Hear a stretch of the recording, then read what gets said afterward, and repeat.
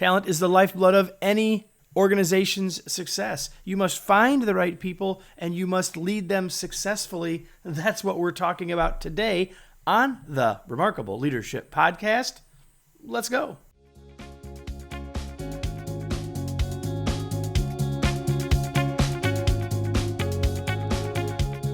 Welcome to the Remarkable Leadership Podcast. We are here each week to talk about leadership, teamwork, organizational culture, and human potential with experts from every walk of life. Your host is Kevin Eikenberry, a best-selling author and leadership thought leader for 25 years. This episode is sponsored by Kevin's book, The Long Distance Leader: Rules for Remarkable Remote Leadership. Order your copy today at remarkablepodcast.com/book. And now, here's your host, Kevin. Welcome, everybody, to the Remarkable Leadership Podcast. Today, we're talking with an expert on a variety of things. And as I often say, we talk here to leadership experts and expert leaders. Today, it is the latter. His name is Micah Rowland, and he isn't your everyday builder. Maybe it's because he doesn't build homes or cabinets or even the software that he used to use as an engineer. As the Chief Operations Officer of Fountain, he'll tell us about that a little later, Micah builds people, teams, and processes that have taken multiple companies from 50 to 250 people and from $5 million to $30 million in revenue. And for all of that and more, Micah, I'm glad that you're here. Welcome. Thanks. It's great to be with you. Thanks for having me. We're chatting today. You're in San Francisco. You said beautiful, sunny San Francisco, which isn't always the case, but it's nice that you have a sunny day there in the city today. Let's talk a little bit about, that your intro is shorter than we have sometimes. And that shows to me a certain amount of humility, which is refreshing. And you talk about being a builder. So talk us a little bit about your journey to how you got from where you started to here and why it is that you see yourself as a builder. Sure. I often think about the people who influenced me very early in life, and a couple of those who I've remembered over the years, largely because things like business school admissions essays have challenged me to think about these stories, were number one, a drama teacher that I had in probably my late middle school years or early high school years. And secondly, actually a church youth group leader who I had around that same time. And both of these people, I still can't remember exactly what they would have seen in me at the time, but both of these people took me under their wing and really challenged me and said that they felt that they saw some kind of leadership ability, capability, potential in me, and gave me these little opportunities to step up in settings that had relatively small groups of people around me who were peers, other young teenagers, and began to ask me to lead in little ways. And those early experiences with that drama teacher, her name was Jenny, and that church group leader, his name was Scott, became really formative for me because they got me in this mode of thinking there was something to be learned here, something to be cultivated. And so when I later went on to college, leadership became a theme for me there. Not that I was particularly good at it, but it was something that appealed to me, that attracted me. And so I got involved in a number of campus leadership activities in various sorts of organizations. And I'd say I learned there from mistakes and from other experiences, and that then carried forward into my career. And so, although my career has spanned different industries and different job types, really the unifying theme has been that from the very beginning of my professional career out of college, I had this sense that I was going to be the most effective if I could be effective in marshaling the resources that other people brought to the table. Not because I don't have any meaningful capabilities myself, but because, like all of us, I'm just one person. And if I could be a fantastic, effective one person, I still would, maybe if I were superhuman, be able to pull off as much work or the quality work of a couple people. But A, I'm not that fantastic. And B, it's much more effective if I can bring other people into the table and and organize their activities and get people moving in the same direction in a way that can help to meet the goals of whatever organization that we're working in together or working on behalf of. So that early set of relationships, maybe you would call them mentorships, really set me on a course where I was paying attention to this discipline or this thought area that I call leadership in a way that really made me seek out opportunities to learn more about it from people who were good at it, in the sense that I could see them directly doing it, and also to learn by doing in settings where I could have some level of responsibility for marshaling the resources and capabilities of other people. So it's really interesting that as you share that, I love asking that question of people, and longtime listeners will know that I ask some version of that question almost every episode, every conversation. It's interesting in this case, Micah, that your story, while I don't have a Jenny and a Scott, I have a Jenny and a Scott, right? And while you were in the university learning laboratory for leadership, and you took advantage of that at Duke, I did the same at Purdue, and so I think there's some kinship there, and I think that many people listening, if they have at least a little bit of age on them, probably can reflect back and find some of those people too. Maybe the story's not exactly the same, but I'm guessing that many of you listening have those people. And Micah, what I love about that is that you gave their names, and that tells me that chances are they know how you influence them. And so I'm going to say to everybody else that if you've got those people and they don't know that, let them know it if you can, because that's incredibly valuable. I will say here, parenthetically, one of them does know. The other, Jenny, sadly passed away in a car accident when I was about 16. And one of the reasons why I was able to point back to her influence was because over the years, it really struck me that here was someone who, when she died, she was in her 30s, actually, not a very old person at all. That's all relative. Micah. Yeah. People watching us, they know that that's relatively young for you and I. Yes. But what struck me was the fact that this person was no longer with us, but that I could still directly point to ways that her life was impacting my own life. And then by the same token, in whatever way that I'm able to impact other people's lives, her life is impacting their lives as well. So that to me was a very poignant thing over the years, even after she passed away, to see her impact lasting far beyond her own life. And let's not lose sight of that, everybody, that as a leader, I mean, one of the things that drew me and draws me to my life's work is that as a leader, we have an opportunity to make those kinds of differences for others, right?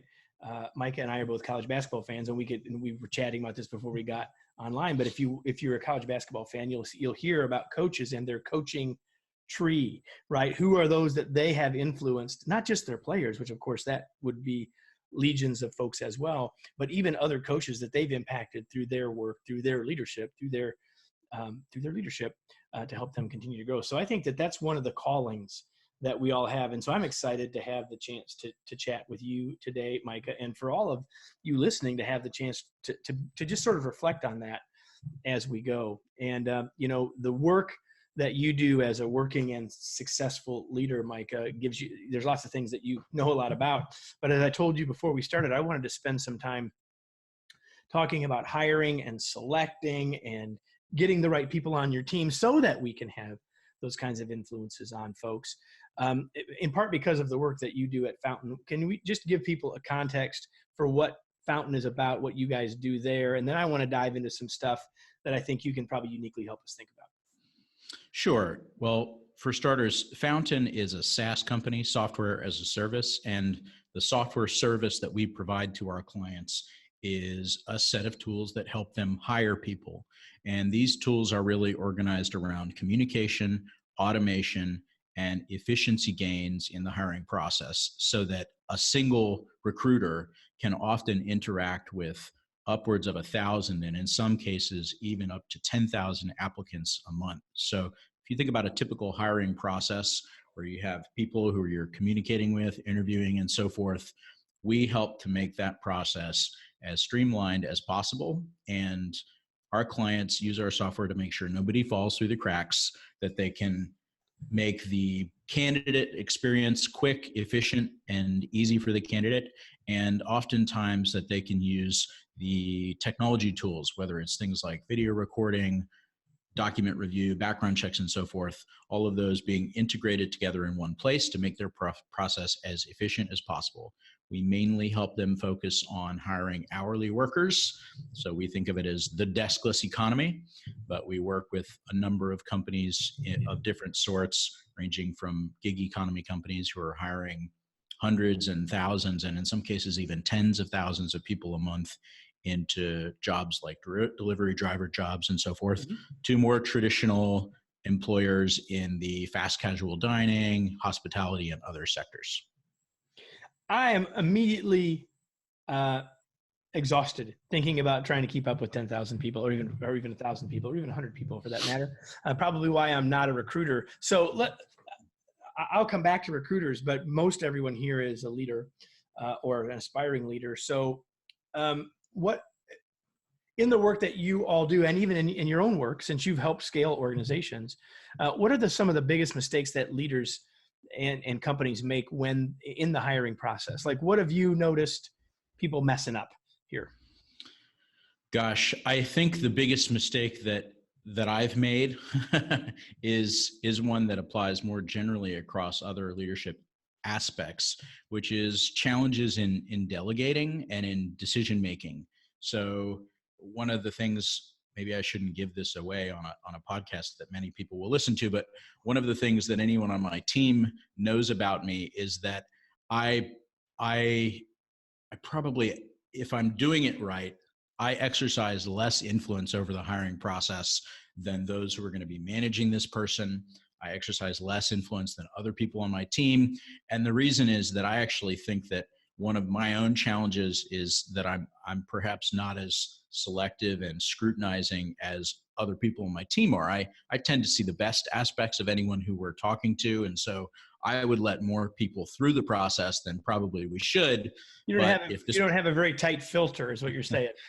My filters are not really, in some cases, as tight as they ought to be. And so the way that I try and compensate for that is to help other people on my team get an input into the process so that they can be observers of things that I might miss. And in particular, if the person who we're talking to is somebody who would not report to me, they might report to someone who reports to me, or they might report to a peer, they might report to my boss. I actually want to leave the final decision and the most heavy scrutiny of that person with the person that they'll report to, not to me. I think it's very easy for somebody on my team to take the word that I might give in a hiring process too seriously and to not hire someone that they otherwise thought would be good for the role, or to hire someone that they otherwise thought might not be good for the role.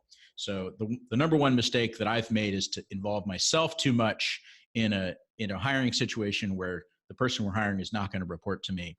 I need to fix that by delegating and making sure that I involve more people in the process. I think the number two mistake, which there's been a lot said and written about this, is to hire people who are too much like you, right? So I tend to be very analytical. I tend to be very structured in my thinking. And oftentimes if I'm going through an interview process or a hiring process with somebody that we're considering, I'm naturally going to think that somebody who is very analytical and very structured is good for the role. But that may or may not be true based on what this role requires, and in particular, the types of work that this person is going to be doing. So it's very easy to make that sort of mistake. And I think it's very important, in order to mitigate for that, to have clear criteria and clear processes for assessment that we're using when we go through the hiring process, as well as multiple voices who can evaluate this person, so that I'm not just going to say, well, they weren't a very structured thinker, therefore I don't think they're good for the role. Somebody else in the team might say, actually what they bring over instead is, a really tremendous creativity, or, whatever the other criteria that might be more important for that job, where they're really excelling. And I wouldn't notice that because it doesn't look like what I think of as being my own areas of strength. Which you raise a couple of interesting points. I want to come back to assessment in a second, but that last point I think is really interesting. And that is that when you engage others, and certainly when you engage the team, they get the chance to think about, where does this person fit? And the whole idea of strengths and weaknesses being about more than just what we need for this job, but what that person and their mix of skills and talents and experience can bring to the whole team. I think if you can get your team thinking that way, then that's a real positive thing for sure. Talk about assessments. What is your advice, wise counsel around the kinds of assessments that you might use? And I know it's going to depend on the nature of the work, so maybe you got to be a little bit general. But talk about the role of assessments from your perspective in the selection process. There's a lot that I think I could say, but 3 things to come to mind. Number 1, be consistent. Number 2, try to be objective. Try to use fact-based assessment in a way that you can compare people on direct axes or direct metrics, if you will, rather than something that is more subjective.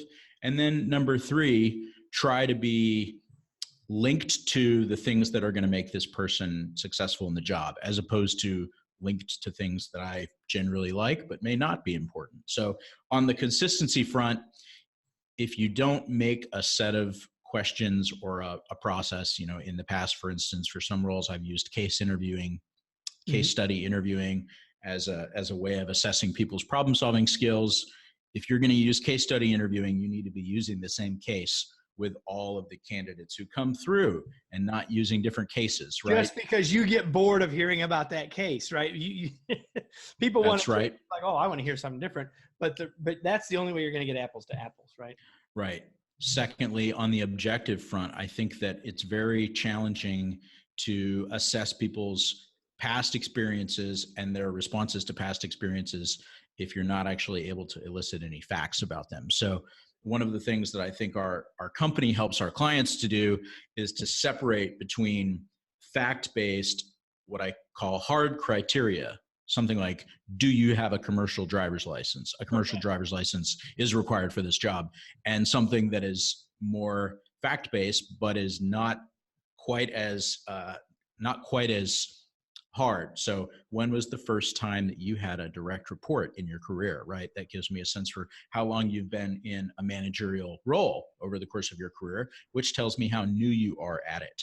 And it doesn't tell me much about how good you might be, but it does tell me how many years you've had to make mistakes, to learn from mistakes, and to get repetitions under some of these scenarios that challenge leaders and that usually are going to help leaders to grow.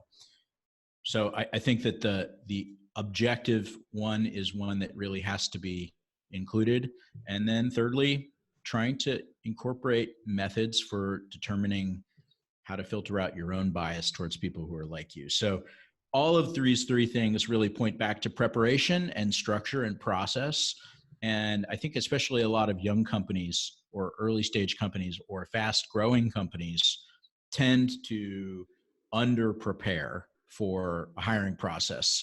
They either haven't thought too much about who's going to be doing the interviews, or even more commonly, they haven't thought about what the interviews should entail. I certainly can say that this is a widespread problem because I've been guilty of it so often myself. It's very easy to have those interviews show up in my calendar and I don't think very much about it. I go in and I kind of ask whatever questions come along. They come into my head. That's very easy to have happen. And I think when that happens, that you're gonna break all 3 of those rules. You're not going to be consistent with people. You're not going to be seeking objective, comparable understandings of different candidates, and you're certainly not going to be able to weed out bias that you might have towards hiring people who are just like yourself. I get that's really good advice, Micah. I want to take a shift here because as you and I are chatting, and as this episode is released into the world, and probably for some period of time after that, we are living in a world of full employment. We're living in a world of we have to be thinking about attracting the right people and keeping the right people, not just finding people, right? Hopefully we can attract and keep the right people. What is your thinking, or what is your advice about what we as leaders at all levels ought to be doing? What can we learn about attracting and keeping the right talent? I think there are a few preconditions or environmental conditions that are really important. The most important is that when people feel secure, you can help them to be, that's the setting in which they will stay the longest, everything else being equal. If somebody feels like their job is under threat, or they are not going to be able to provide for their family, or something else is going on, they're not going to feel secure, and they're going to be open to other opportunities, if not actively looking for opportunities. Mm-hmm. And I say this because in the startup environment where I've spent most of the last 8 years of my career, it's very easy for things to impinge upon your team's mindset in ways that make them feel not secure. And you've got to pay attention to that as a leader, as a manager. Those things might be, even if it's unintentional, right? Oh, that's right. And many of them are unintentional, and many of them are invisible to the so-called bosses, right? Because we might think to myself, oh, I have an equity stake in this company. That's going to keep me around in a way that, well, that may not be true, or as true for more junior members of the team, or for earlier stage in their career members of the team, or for people who haven't been at the company very long.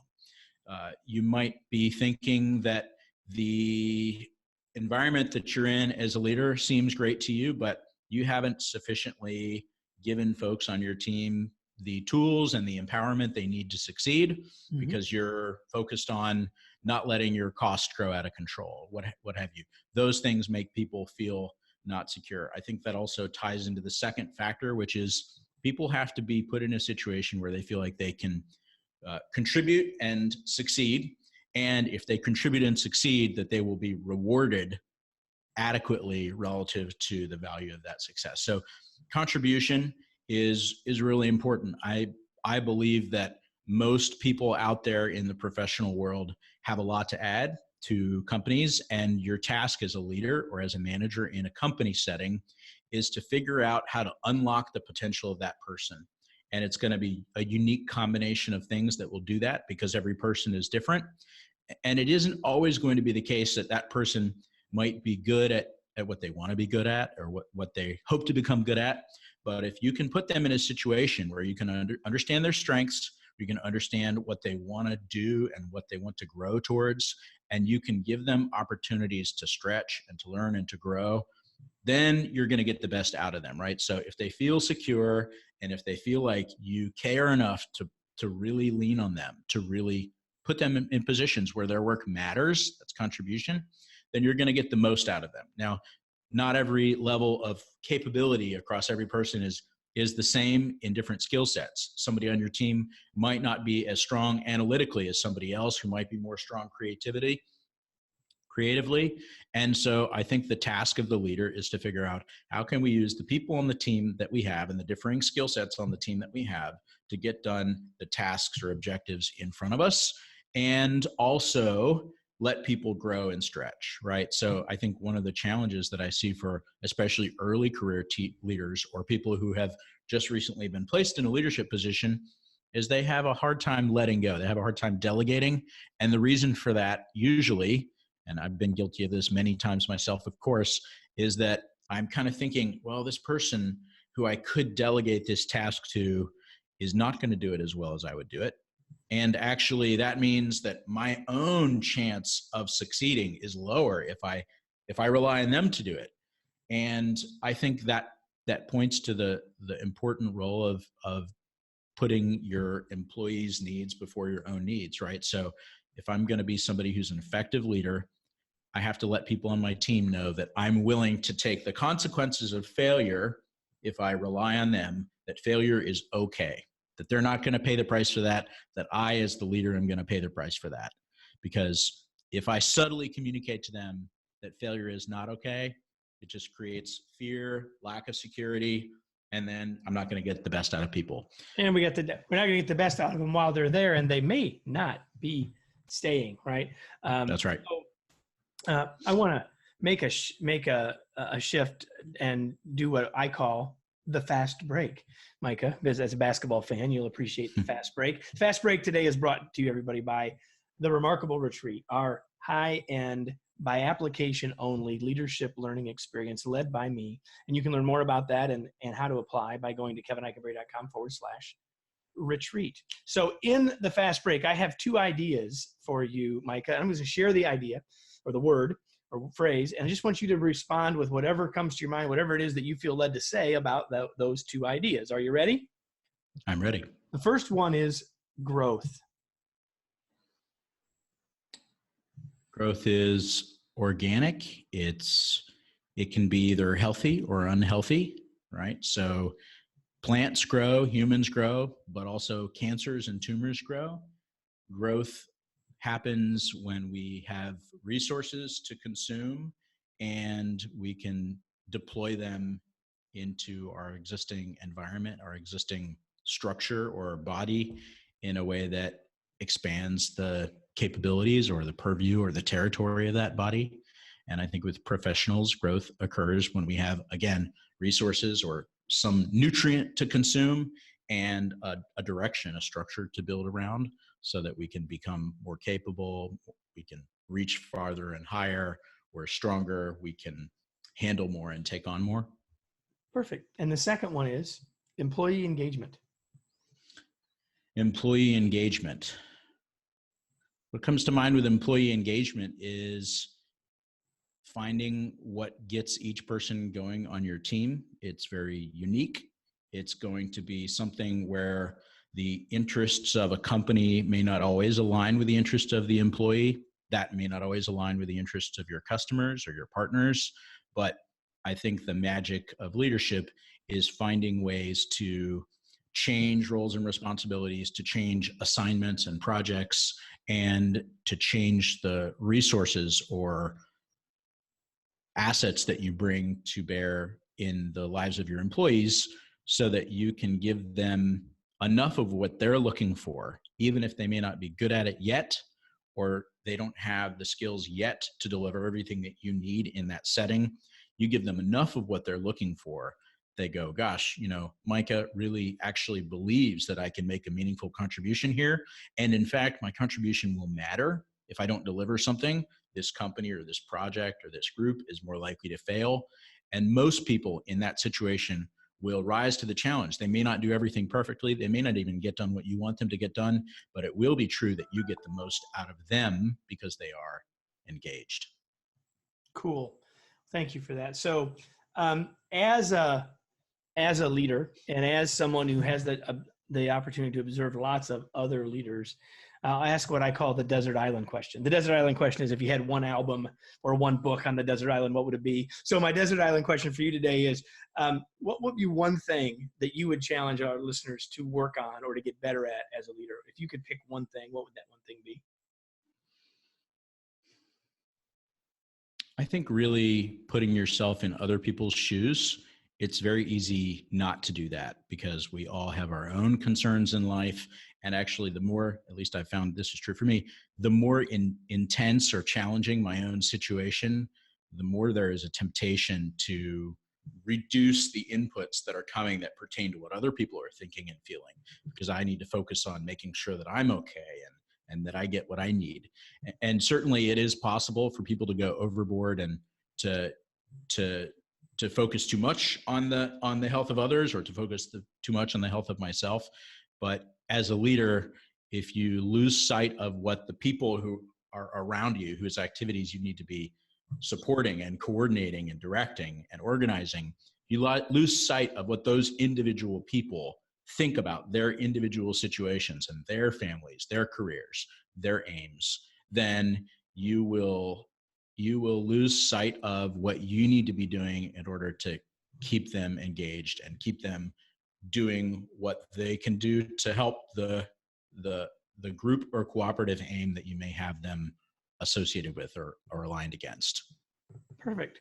So I just have 3 more questions for you, and they're easier than the others have been. How about that? So the next one is, so when you're not being a COO and when you're not doing podcast interviews and all those sorts of things, what do you do for fun? My wife and I have a 15-month-old, and so we spend a lot of time with her.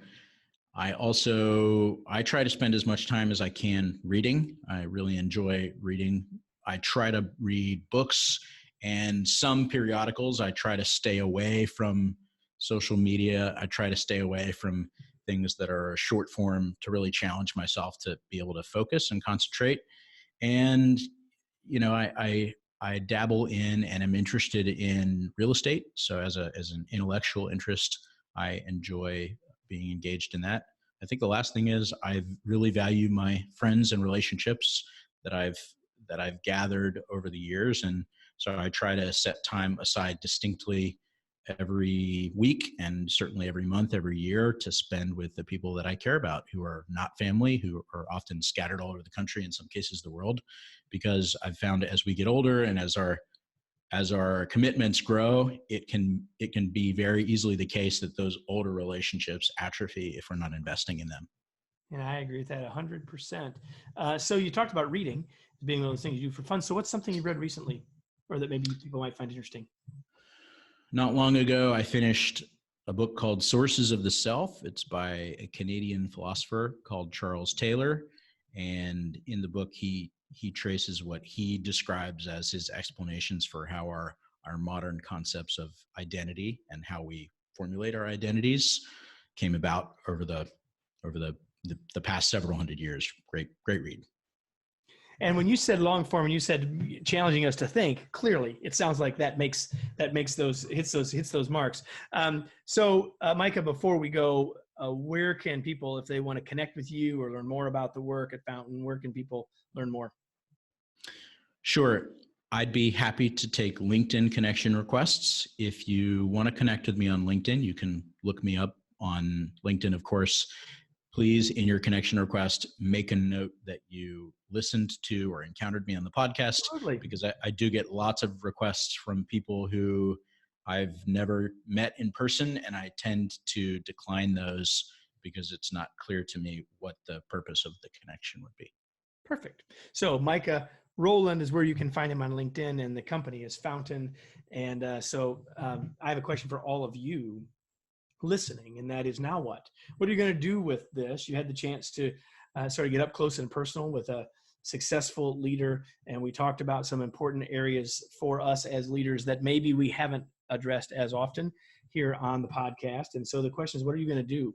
Maybe you need to think differently about what assessment sorts of ideas you use as you are looking to hire people. Maybe you want to think more clearly about how you're going to attract and keep the folks. Maybe you want to take Micah's challenge to be a little more focused on others and their perspective and putting yourselves in their shoes. Those are just three of the things that I took from our conversation. I hope that you'll think about what you can take, because until you take action from this, not a whole lot of real value other than, just maybe entertainment, right, Micah? So thank you, Micah, for being here. It was a pleasure to have you. It's been a pleasure to chat with you for the last little bit. Thank you so much for having me. It's been a pleasure to chat with you as well. All right, and everybody, before we go, you can stay connected to us. You can give us feedback. You can have a hand in who we have on the show in the future. How do you do all that? Well, join our Facebook group. Just go to remarkablepodcast.com/Facebook to get all the information and to get signed up. We'd love to have you. And we'd love to have you back next week, because next week we'll have another episode, another conversation with another leadership expert or expert leader right here on the Remarkable Leadership Podcast.